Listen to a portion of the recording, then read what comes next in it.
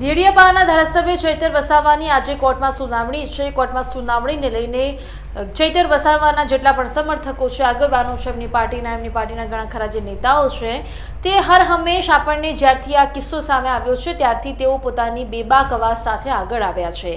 ચૈતર વસાવા એ પછી આદિવાસી સમાજના જેટલા પણ એમના ચાહકો છે, આધુનિક બિરસા મુંડા એમના જે સમર્થકો છે એમને કહી રહ્યા છે ને એમના માટે એમના જે સમર્થકો એ લડી લેવાના મૂડમાં છે।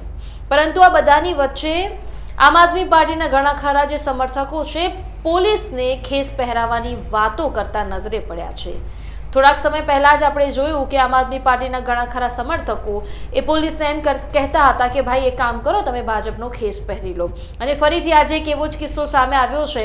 આની પાછળ કેટલી સત્યતા છે કે નહીં એ હજી પુષ્ટિ કરતું નથી લાઈવ 24 ન્યૂઝ, પરંતુ જે વિડીયો સામે આવે છે, વિડીયો વાયરલ થઈ રહ્યા છે એ પ્રમાણે રાજકોટના આમ આદમી પાર્ટીના શહેર પ્રમુખ પોલીસને પાર્ટીના ખેસ પહેરાવતા ઝપાઝપી થઈ અને ત્યારબાદ દરેક આમ આદમી પાર્ટીના જે ત્યાં હાજર હતા એ દરેક લોકોની અટકાયત કરવામાં આવી છે।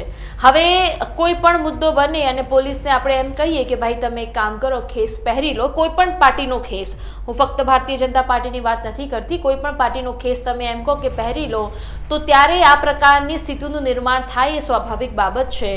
જુઓ આ વિડીયોમાં આખરે શું થયું અને કયા વ્યક્તિએ પોલીસને શું કહ્યું એ પણ આપણે સાંભળી લઈએ।